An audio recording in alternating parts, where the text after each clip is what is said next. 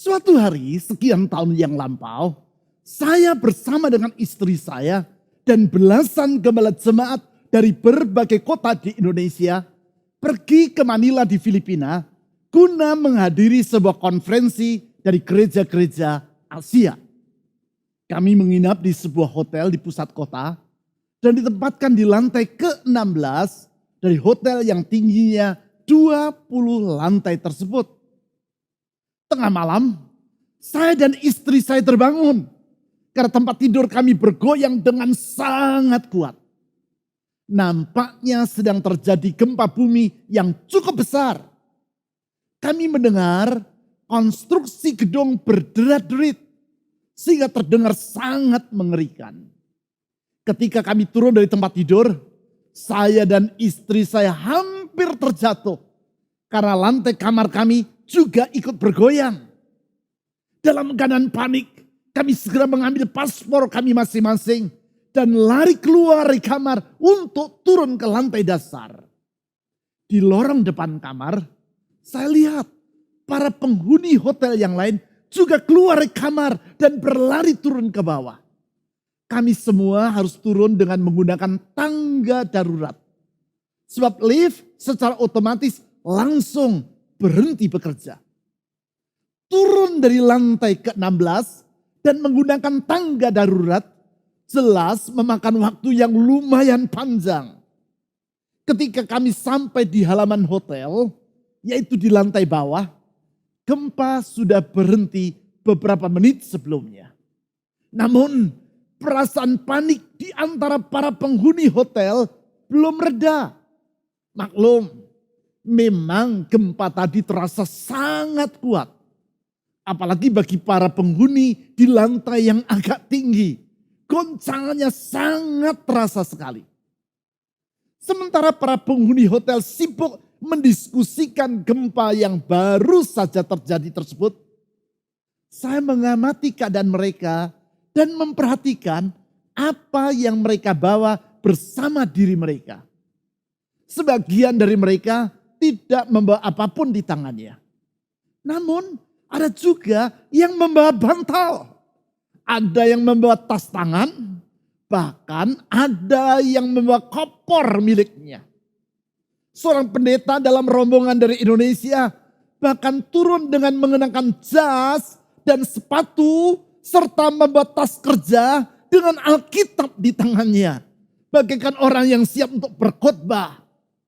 Saya sungguh tidak dapat memahami bagaimana ia memiliki waktu untuk mengenakan pakaian lengkap beserta jas sebelum keluar dari kamar yang digoncang oleh gempa.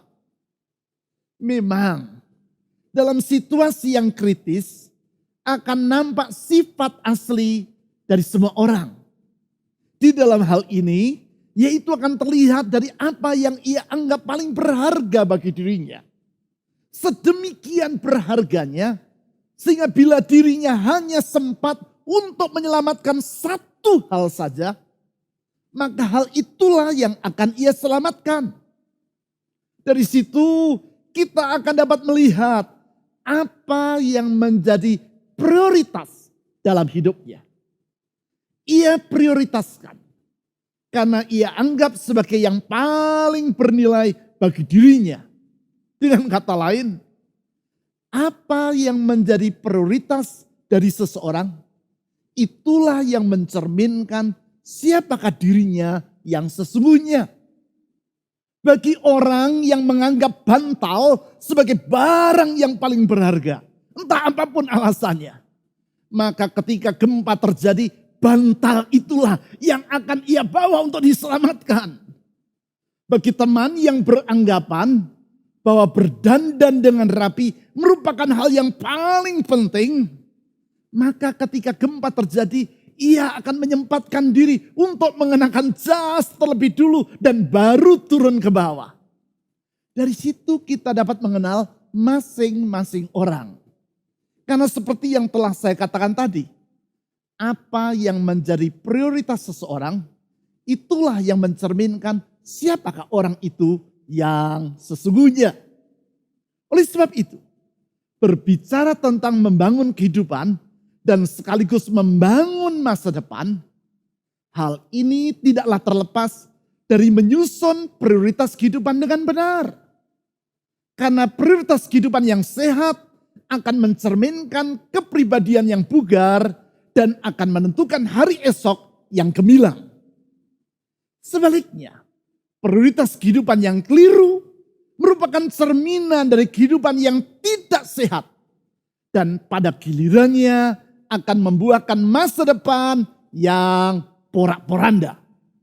Sekali lagi, hal ini mengajar kita tentang pentingnya untuk menyusun prioritas kehidupan dengan benar. Apa yang seharusnya paling bernilai, yaitu yang akan membuahkan kehidupan yang sehat. Itulah yang harus kita prioritaskan. Sedangkan hal-hal yang tidak berdampak secara signifikan terhadap kebahagiaan hidup kita, tidaklah boleh diutamakan. Terlebih lagi di masa sukar seperti yang sedang kita alami pada hari-hari ini.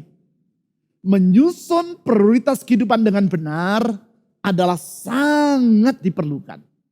Sebab dengan demikian, kita akan mampu melewati masa krisis tanpa kehidupan kita harus menjadi porak-poranda. Malahan sebaliknya, masa sulit karena wabah ini dapat menjadi tumpuan bagi kita untuk mencapai masa depan yang lebih gemilang. Dalam semua ini, kalimat kunci yang harus kita perhatikan adalah first thing first. Mengutamakan hal-hal yang utama. Artinya menyusun prioritas kehidupan dengan tepat. Prinsip ini dapat kita lihat dalam kehidupan dari seorang tokoh Alkitab yang bernama Nehemia. Yang bersangkutan mampu melewati masa sukar, yaitu sehubungan dengan keadaan kota Yerusalem yang porak-poranda dan tembok kota itu yang dalam keadaan runtuh. Kondisi ini telah terjadi selama hampir 1,5 abad. Yaitu dimulai ketika kota Yerusalem diluluh lantakkan oleh tentara Babel. Di dalam kitab Nehemia dicatat bahwa bukan saja Nehemia berhasil membangun kembali tembok kota Yerusalem, ia juga berhasil membangkitkan semangat penduduk kota itu untuk menata kembali kehidupan mereka. Tentu pembangunan tembok dan semangat penduduk kota Yerusalem ini tidaklah berlangsung dengan mudah. Sebab orang-orang bukan Yahudi yang tinggal di sekitar Yerusalem berusaha untuk menghalang-halangi upaya Nehemia. Memang pembangunan tersebut dilakukan di masa krisis. Dan di saat itu kota Yerusalem dalam keadaan yang sangat memprihatinkan. Walaupun demikian, pembangunan ini berhasil dilakukan oleh Nehemia. Antara lain yaitu karena ia melangkah dengan prioritas kehidupan yang benar. Di dalam kitab Nehemia pasal 1-7, kita dapat melihat 5 prioritas dalam kehidupan Nehemia. 5 prioritas kehidupan yang bila kita terapkan dalam kehidupan ini, maka kita sebagaimana dengan Nehemia akan mampu melewati masa sukar dalam kemenangan. 5 prioritas yang bila kita junjung dalam kehidupan ini akan memampukan kita untuk membangun kembali kehidupan yang telah terdampak oleh kesukaran di masa sekarang. Kelima prioritas kehidupan itulah yang saya ajak saudara untuk mempelajarinya di sepanjang bulan ini. Supaya dengan demikian kita dapat menembus masa sulit ini dan meraih masa depan yang gemilang. Hal ini akan kita mulai dengan mempelajari prioritas yang pertama. Sebagaimana yang dicontohkan oleh Nehemia. Yaitu membangun komunikasi yang efektif. Untuk itu saya mengajak saudara untuk membaca dan mempelajari kitab Nehemia pasal 1. Dan kita mulai dengan membaca Nehemia pasal 1 ayat 1 sampai 4. Nehemia pasal 1 ayat 1 sampai 4. Riwayat Nehemia bin Hakalya. Artinya anak dari Hakalya. Pada bulan Kislu tahun ke-20, ketika aku ada di Puri Susan, datanglah Hanani, salah seorang dari saudara-saudaraku dengan beberapa orang dari Yehuda. Aku menanyakan mereka tentang orang-orang Yahudi yang terluput, yang terhindar dari penawanan, dan tentang Yerusalem. Ketika peristiwa dalam pasal 1 kitab Nehemia ini terjadi, di saat itu Nehemia tinggal di Persia sebagai seorang pejabat tinggi di dalam istana, yaitu di ibu kota Susan. Sejarah mencatat kerajaan Babel yang sebelumnya telah mengalahkan Asyur dan menaklukkan Yehuda dan meluluh lantakkan Yerusalem, pada gilirannya dikalahkan oleh Persia yang diperintah oleh Raja Kores. Di dalam masa pemerintahan Kores inilah orang-orang Yahudi yang berada di pembuangan di Babel diizinkan untuk kembali ke negeri mereka. Hal pertama yang mereka lakukan adalah membangun kembali bait suci di Yerusalem yang telah diruntuhkan oleh Nebukadnezar, Raja Babel. Namun mereka tidak berhasil membangun tembok kota Yerusalem yang telah diruntuhkan oleh tentara Babel. Penyebabnya adalah karena orang-orang bukan Yahudi yang menempati wilayah itu di masa umat Tuhan sedang berada di pembuangan, menghalang-halangi upaya mereka untuk membangunnya kembali. Keadaan tersebut dapat dilihat di dalam ayat-ayat berikut ini. Ayat 3.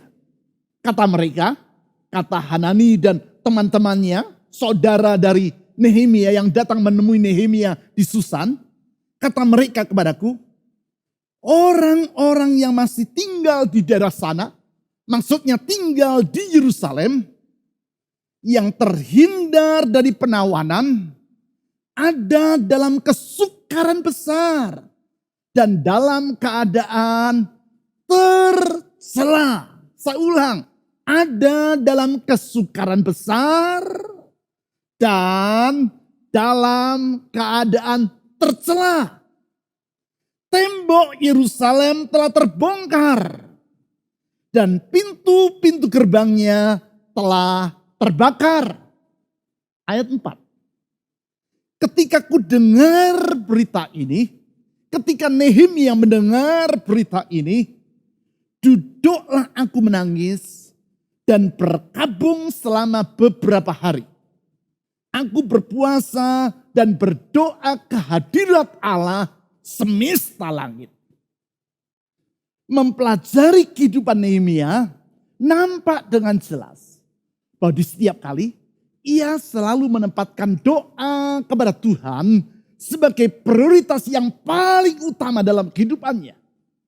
Di saat ia mengalami kesukaran, ketika ia akan membuat suatu keputusan yang besar, dan sebelum ia mengambil langkah yang penting, Nehemia selalu berdoa terlebih dulu kepada Tuhan. Doa yang merupakan salah satu aspek dari komunikasi dengan Tuhan. Melalui doa-doa yang ia panjatkan, kita dapat mengambil pelajaran tentang prinsip-prinsip yang penting dalam hal berkomunikasi dengan Tuhan. Prinsip-prinsip yang bila kita terapkan dalam komunikasi dengan sesama akan menjadikannya sebagai komunikasi yang efektif. Dengan kata lain, di sini kita dapat melihat bahwa di satu sisi Nehemia menempatkan komunikasi yang efektif sebagai prioritas dalam hidupnya. Di sisi yang lain, kita juga dapat melihat bahwasanya orang yang mampu berkomunikasi secara efektif dengan Allah juga akan tahu bagaimana caranya untuk berkomunikasi secara baik dengan sesamanya. Kesemuanya itu akan membuka pintu bagi kita untuk meraih hari esok yang indah. Bahkan di tengah kesukaran yang seberat apapun juga. Dari pola komunikasi atau doa yang dilakukan oleh Nehemia kepada Tuhan, kita dapat menarik pelajaran tentang 3 prinsip dari komunikasi yang efektif. Ketiga prinsip tersebut adalah yang pertama, Komunikasi yang efektif adalah komunikasi yang diwarnai dengan empati. Empati artinya adalah kemampuan untuk ikut merasakan perasaan orang lain. Sebagai contoh, ketika kita mendengar orang lain mengungkapkan kesedihannya, kita tidak menanggapinya dengan hati yang dingin, tetapi kita dapat ikut merasakan kesedihan dari yang bersangkutan. Ketika orang menceritakan sukacita yang ia alami, kita tidak menanggapinya dengan hati yang kesal oleh sebab merasa iri kepada yang bersangkutan. Tetapi kita dapat ikut bergembira bersama dengan dirinya. Itulah empati. Hal seperti ini nampak dalam kehidupan Nehemia, sebagaimana yang ditulis di ayat 3 dan 4 yang telah kita baca tadi. Ketika Hanani, salah seorang dari saudara-saudaranya, datang menemui dirinya dan menceritakan keadaan penduduk kota Yerusalem yang berada dalam kesukaran yang besar, Nehemia tidak menanggapinya dengan sikap acuh tak acuh. Namun seperti yang ditulis di ayat 4, ia menangis dan berkabung selama beberapa hari karena keadaan bangsanya yang sedang menderita di Yerusalem. Padahal saat itu seperti yang ditulis di ayat 1, Nehemia hidup dengan nyaman di istana di kota Susan. Dan bila kita melihat catatan di akhir ayat 11, ditulis bahwa saat itu Nehemia menjabat sebagai juru minuman raja. Jabatan ini bukanlah jabatan yang sederhana. Tugas ini bukanlah sekadar tugas untuk menyiapkan minuman seperti yang lazim kita lihat di rumah makan. Yaitu seperti yang dilakukan oleh seorang pelayan restoran dengan menghantar dan menghidangkan minuman di meja kita. Seorang juru minuman raja adalah orang yang sangat dipercaya oleh sang raja. Karena yang bersangkutan harus memastikan bahwa minuman yang disuguhkannya adalah bebas dari racun yang dapat membahayakan nyawa dari sang raja. Hanya orang yang dapat diandalkan yang akan memperoleh kepercayaan yang sebesar itu. Oleh karena itu, di dalam membuat keputusan-keputusan yang penting, acap kali sang raja meminta pendapat dari sang juru minuman yang melayani dirinya. Dengan kata lain, di saat itu Nehemia adalah seorang pejabat tinggi yang hidup dalam keadaan serba kecukupan di ibu kota Persia. Tetapi sikap berempati dalam dirinya membuat Nehemia dapat ikut merasakan penderitaan dari penduduk Yerusalem yang berada jauh dari kota Susan. Sikap mampu berempati ini pada dasarnya bersumber dari hati yang tidak hanya memikirkan diri sendiri atau self-centered. Sikap memikirkan diri sendiri ini lebih dari sekadar sikap egois. Orang yang egois akan mendahulukan kepentingan dirinya sendiri. Tetapi orang yang self-centered atau hanya memikirkan diri sendiri akan beranggapan bahwa alam semesta berputar di sekitar dirinya. Dengan kata lain, ia menganggap bahwa dirinya lah yang menjadi pusat dari alam semesta. Hal ini nampak dari cara ia berbicara. 2 jam ia berbicara dengan orang lain.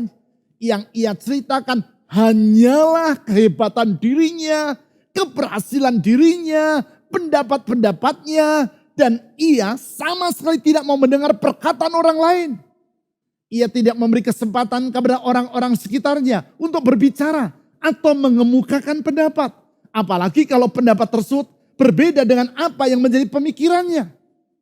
Sebentar-sebentar dia akan bertanya kepada orang-orang yang ada di sekitarnya. Betul tidak? Betul tidak? Betul tidak? Yang ia maksudkan adalah betul tidak bahwa pendapatnya adalah pendapat yang benar. Ia ingin agar semua orang yang ada di sekitarnya sambil manggut-manggut menjawab, sangat benar Pak. Apa yang Bapak katakan sangat benar. Bapak memang luar biasa, hebat, sangat pandai. Di dunia tidak ada yang seperti Bapak. Saudara pernah bertemu dengan orang seperti itu? dan berbicara dengan yang bersangkutan? Saya kadang-kadang bertemu dengan orang-orang yang seperti itu. Saya jamin mendengar orang yang seperti itu berbicara selama 2 jam, saudara akan merasa seperti berabad-abad. Sangat melelahkan dan sangat membosankan. Masalahnya tidak jarang orang di dalam berkomunikasi dengan Tuhan juga bersikap self-centered seperti itu. Yang ia doakan hanyalah kepentingan dirinya sendiri. Yang ia ceritakan hanyalah betapa hebat dirinya. Sehingga sebaliknya dari menempatkan Allah sebagai pusat dari kehidupan, justru ia menempatkan dirinya sendiri sebagai pusat dari doanya. Jangan heran apabila doa yang bersangkutan bukanlah doa yang efektif. Ingat, pada dasarnya doa yang efektif adalah komunikasi dengan Allah yang bersifat efektif. Dan komunikasi yang seperti itu akan menolong kita untuk juga dapat berkomunikasi dengan sesama secara efektif pula. Hal itulah yang dapat kita lihat dalam diri Nehemia.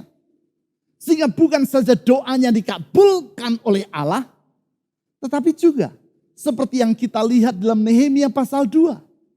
Komunikasinya dengan Raja Artasasta. Raja yang saat itu memerintah atas negeri Persia. Dan yang ia layani sebagai seorang juru minuman raja. Juga berlangsung secara efektif. Dengan kata lain, apabila kita ingin kehidupan kita berlangsung secara efektif, maka kita juga perlu mengembangkan kemampuan dalam berkomunikasi secara efektif. Dalam hal ini, haruslah lahir dari hati yang dipenuhi dengan sikap berempati dalam berkomunikasi. Prinsip yang kedua dari komunikasi yang efektif adalah bahwa komunikasi tersebut diwarnai dengan kerendahan hati. Bukannya kesombongan, bukannya kecongkakan, tetapi kerendahan hati. Orang yang rendah hati tidak akan mengenakan topeng dalam berkomunikasi. Tetapi ia akan bersikap terbuka dan menceritakan keadaan dirinya secara apa adanya. Hal ini dapat kita lihat dalam doa Nehemia kepada Tuhan. Sebagaimana yang dicatat dalam Nehemia pasal 1 ayat 5-7. Di hadapan Allah, ia merendahkan diri dengan mengakui dosa-dosa yang telah dibuat oleh nenek moyangnya. Yaitu bangsa Israel. Pemberontakan mereka terhadap Allah. Dengan tidak mengikuti perintah-perintah dan ketetapan-ketetapan yang telah ia sampaikan. Yang menarik, di dalam semua ini, Nehemia berdoa kepada Tuhan dengan seakan-akan bahwa bukan nenek moyangnya saja yang melakukan perbuatan dosa. Tetapi dirinya juga ikut terlibat di dalamnya. Padahal sesungguhnya bukan Nehemia yang melakukan pemberontakan terhadap Tuhan tersebut. Tetapi para leluhurnya. Yaitu sebelum mereka dibuang ke negeri Babel 150 tahun sebelum zaman Nehemia. Lihat apa yang ia ucapkan di ayat 7 sebagai berikut. Nehemia pasal 1 ayat 7. Kami telah sangat bersalah terhadapmu. Dan tidak mengikuti perintah-perintah, ketetapan-ketetapan, dan peraturan-peraturan yang telah kau perintahkan kepada Musa, hambamu itu. Di sini Nehemia menggunakan istilah kami dan bukan mereka. Kami. Artinya Nehemia berkata bahwa ia terlibat di dalam pelanggaran terhadap perintah yang telah Tuhan berikan. Bukan mereka, yaitu nenek moyangnya. Padahal sesungguhnya bukan Nehemia yang telah berbuat salah, tetapi para leluhurnya. Pernyataan Nehemia ini menunjukkan kerendahan hatinya. Dan itulah yang mengakibatkan doanya menjadi efektif. Sikap Nehemia ini sangatlah berbeda dengan sikap orang Farisi yang dikisahkan oleh Yesus di dalam perumpamaan dan yang dicatat dalam Lukas pasal 18 ayat 9 sampai 14. Orang Farisi yang berdoa dengan sikap yang sombong dan menceritakan kehebatan dirinya kepada Tuhan. Sebagai akibat, Yesus berkata bahwa orang Farisi tersebut pulang sebagai orang yang tidak dibenarkan dan yang direndahkan oleh Allah. Artinya doa si orang Farisi bukanlah doa yang efektif. Tetapi inilah komunikasi yang efektif. Yaitu komunikasi yang diwarnai dengan kerendahan hati. Kerendahan hati yang membuat kita bersikap terbuka.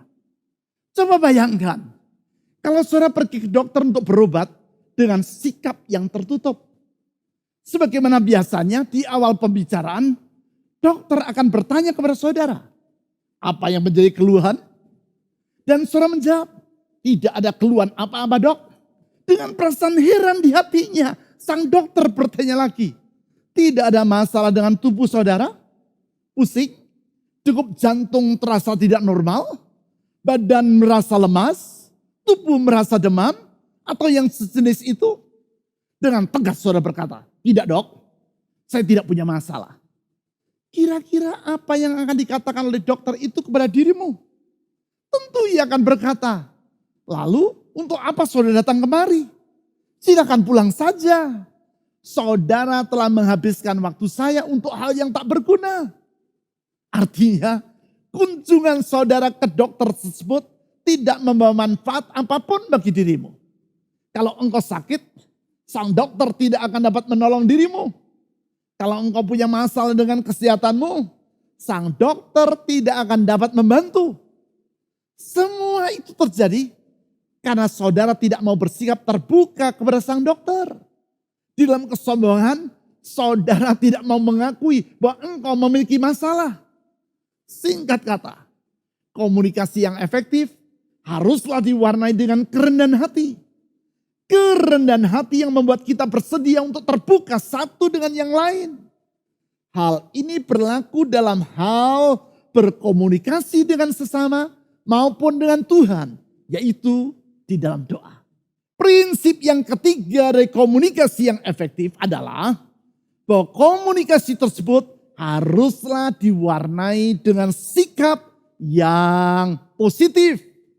Dalam sikap yang positif tersebut, kita bermaksud untuk membangun dan meneguhkan orang yang kita ajak berbicara. Bukan yang meruntuhkan atau merendahkan yang bersangkutan. Tetapi membangun semangat dan meneguhkan harga dirinya. Singkat kata, melalui kata-kata yang kita ucapkan, kita memperkaya orang lain. Memperkaya yang saya maksudkan bukan sekadar memperkaya secara jasmania. Tetapi lebih daripada itu, yaitu memperkaya jiwa, wawasan, harga diri, dan semangat dari orang yang kita ajak untuk berbicara. Sehingga ketika orang mendengar kita berbicara, hatinya dihangatkan dan semangatnya dikobarkan. Bila sebelumnya ia datang dalam keadaan patah semangat, justru karena bertemu dengan kita, ia pulang dengan pengharapan yang dipulihkan. Bukan sebaliknya. Ketika dirinya berpisah dengan kita, ia justru ingin mengakhiri hidupnya karena kita telah meruntuhkan semangat hidupnya. Kalau saudara bekerja sebagai seorang salesman, sikap positif seperti ini akan menjadikan dirimu sebagai salesman yang berhasil. Tentu saudara masih ingat kisah tentang dua orang salesman sepatu yang dikirim oleh perusahaan mereka masing-masing ke sebuah pulau yang sama, guna menjajaki kemungkinan untuk memasarkan sepatu di pulau tersebut. Sesudah sekian waktu mereka berada di pulau tadi, salesman yang pertama mengirim berita ke kantornya. Saya akan segera meninggalkan pulau ini dan pulang. Tidak ada gunanya bagi saya untuk tinggal berlama-lama di sini. Karena tidak seorang pun di pulau ini yang mengenakan sepatu. Di hari yang sama, salesman yang kedua juga mengirim berita ke kantornya. Berita yang sama sekali berbeda dengan yang dikirim oleh salesman yang pertama.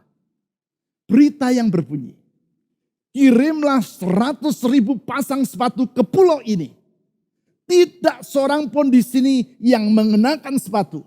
Artinya mereka masih memerlukan sepatu. Saya akan tinggal di sini agak lama. Yaitu untuk memasarkan 100.000 pasang sepatu kepada penduduk pulau ini. Pulau yang sama, penduduk yang sama, kondisi yang sama. Namun sikap dari kedua salesman sepatu ini berbeda. Mengapa? Karena si salesman yang pertama hidup dengan sikap yang negatif alias pesimis. Sedangkan si salesman yang kedua hidup dengan sikap yang positif alias optimis. Akibatnya komunikasi yang mereka lakukan juga berbeda.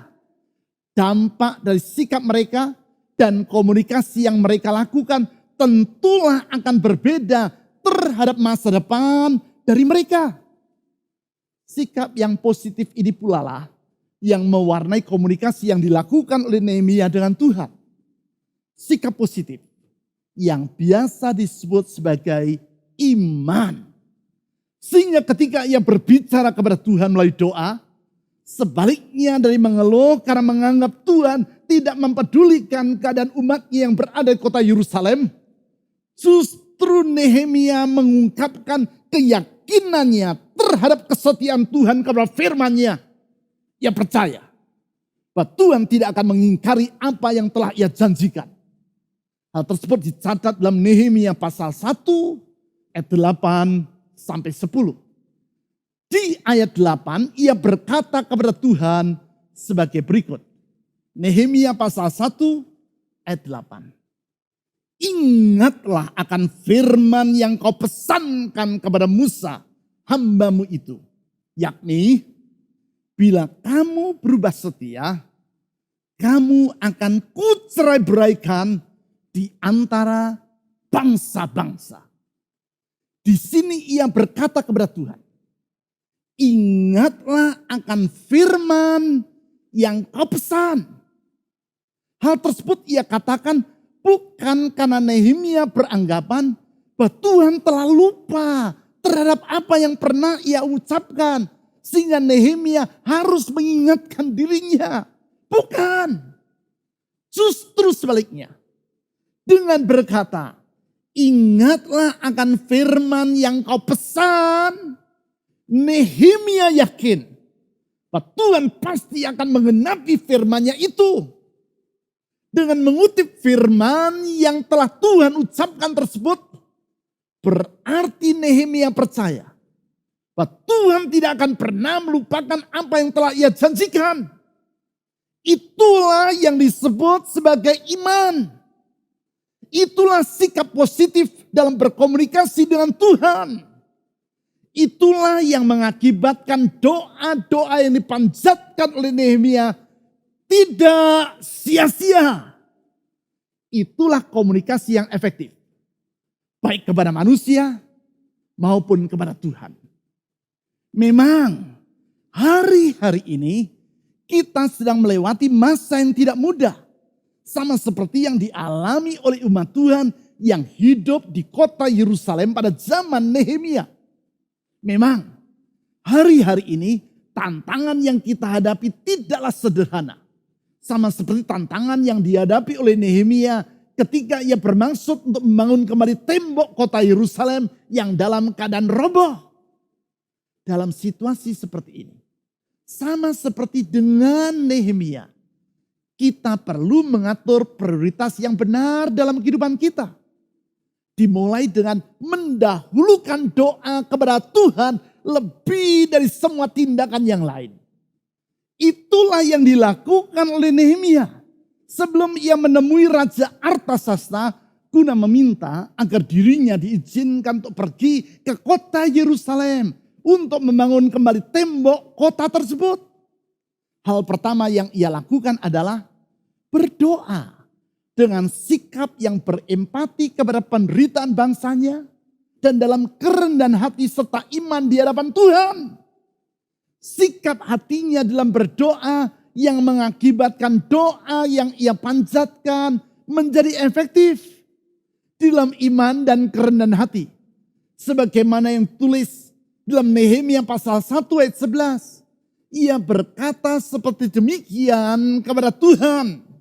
Nehemia pasal 1 ayat 11. Ya Tuhan, berilah telinga kepada doa hamba-Mu ini. Dan kepada doa hamba-hamba-Mu yang rela takut akan nama-Mu. Dan biarlah hamba-Mu berhasil hari ini. Dan mendapat belas kasihan dari orang ini. Maksudnya yaitu dari Raja Artasasta. Ketika itu aku ini juru minuman raja. Apabila kita membaca Nehemia pasal 2, kita dapat melihat bahwa doa yang dipanjatkan oleh Nehemia ini dikabulkan oleh Tuhan. Berarti komunikasi yang ia lakukan dengan Tuhan merupakan komunikasi yang efektif. Komunikasi yang seperti itu pula lah yang harus kita bangun dalam hidup kita. Baik kepada Tuhan maupun dengan sesama. Komunikasi yang berdasarkan 3 prinsip. Pertama, empati. Kedua, kerendahan hati. Ketiga, sikap hati yang positif. Atau dalam hal komunikasi dengan Tuhan, yaitu iman. Kita percaya bahwa doa yang kita panjatkan dalam iman yang benar kepada Tuhan tidak akan sia-sia. Sebentar saya akan berdoa untuk semua saudara menyerahkan beban dalam hidupmu kepadanya. Dengan yakin bahwa Tuhan dalam kasih, kuasa, kesetiaan dan hikmahnya pasti mampu dan mau menjawab doa-doa kita. Dengan kata lain, di dalam Dia kita memiliki pengharapan untuk masa depan kita. Dan sesudah itu kita akan mengambil bagian dalam perjamuan kudus. Melaluinya kita akan mengingat kasih Tuhan Yesus yang telah dibuktikannya melalui pengorbanannya sampai mati di kayu salib. Melaluinya kita juga mengungkapkan iman kita kepada kuasanya.